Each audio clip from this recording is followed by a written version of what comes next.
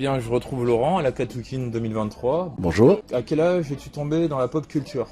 La toute petite enfance, avec Goldorak. Qu'est-ce qu'il y avait? Il y avait Goldorak, il y avait, oui, Cobra. Toutes ces séries SF qui passaient dans la fin des années 80 ou début des années 80. Et tu préférais laquelle? Tu avais une préférence, Goldo, Il y a Cobra Goldorak, Cobra, ouais.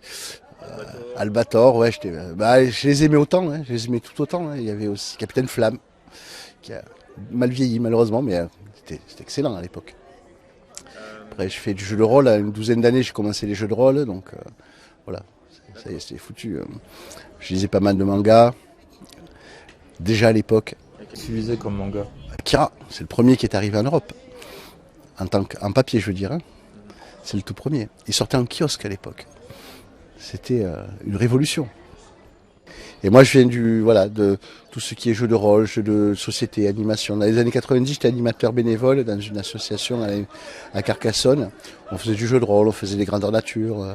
C'était le début du cosplay, hein, avant l'heure en fait.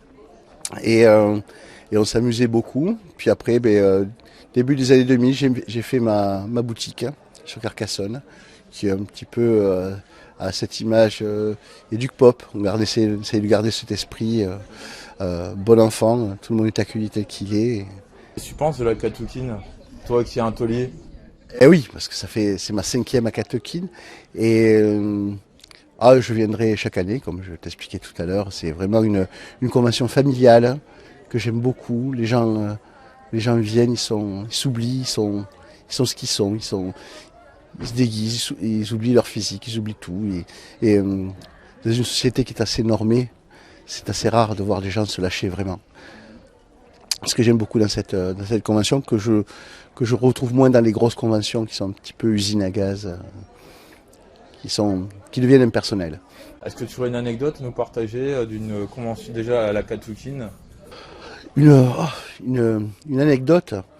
Bon, c'est les hobos, les cosplayers qui sont en face de moi, qui font la popcorn, ce sont des fous. Et on a sympathisé dès le premier jour. Et chaque année, on se met en face et on ne considère pas la Katoukine sans être en face les uns des autres et s'amuser tout le week-end. Au-delà du travail, c'est un vrai plaisir. Tout à l'heure, tu mentionnais que l'un des organisateurs, Nicolas, tu le connais depuis longtemps? Mais ça fait 5 ans. Je l'avais rencontré dans une toute petite convention dans un cinéma à Carcassonne. C'était la première convention qui se faisait à Carcassonne. Il est venu me voir, je fais une petite convention familiale à Villeneuve de Harault. Ça fait un peu loin de Carcassonne, mais je viendrai parce que il était sympathique. Puis pareil, c'est devenu un copain. Hein. C'est devenu un copain. Parce que c'est un gars formidable. La Katoukine, c'est le stand de ta boutique? C'est le stand de ma boutique. Alors bon, ma boutique fait 200 mètres carrés, donc on fait des choix. Mais voilà. Donc, on fait ça plus pour le plaisir et la passion que pour l'argent. On ne serait pas là. Toi qui as une boutique, tu as vu l'explosion ces dernières années des pop? Ouais, j'ai jamais aimé ça. Je trouvais ça moche. Et je préfère les figurines un petit peu plus réalistes que les pop. Les pop, il y en a trop pour moi. Il y en a trop et elles sont pas... Oh ouais, il y a des gros collectionneurs. Sur le salon, il n'y a que ça. En fait. C'est ça, ouais. Ça a été un véritable phénomène. Et le problème en tant que commerçant, c'est que nos fournisseurs en avaient des très petites quantités en des temps très réduits. Donc j'en ai fait pendant un temps dans ma boutique et c'était assez frustrant pour moi comme pour les clients parce qu'on n'avait jamais la pop qu'ils cherchent. Voilà, c'était assez compliqué les pop. Voilà, bon là ça passe un peu, je trouve. On a quelques-unes pour décorer la boutique, mais très peu. Pareil, on essaye de faire d'autres décos. Je sais pas si tu as vu sur mon stand, il y a des Gremlins, il y a des Groot géants, il y a des casques de Star Wars, il y a des tableaux. Ouais, le gros goût téléguidé, on le sait. Voilà. Alors, pour anecdote, j'ai une séquence où il se fait arrêter par DJI hier. J'arrive. Gardez votre calme, ça va se passer. Attention à gauche. On va se retirer trop puissant. Use la force.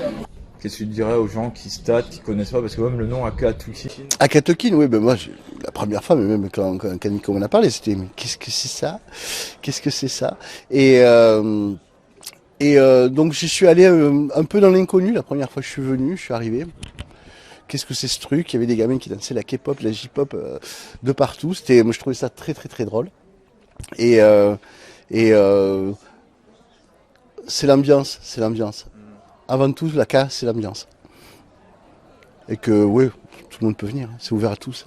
C'est justement ça qui est intéressant. Et puis Cet esprit avec le cosplay qu'il a. qui veut, comme il est. Ah mais voilà, mais bien sûr. Voilà, puis les gens viennent sans complexe, comme je disais, hein. T'es petit, t'es grand, t'es gros, t'es maigre, tu viens, quoi, tu t'amuses. D'accord. Bah, je te remercie d'avoir répondu à mes questions. Eh bien, merci de m'avoir interviewé.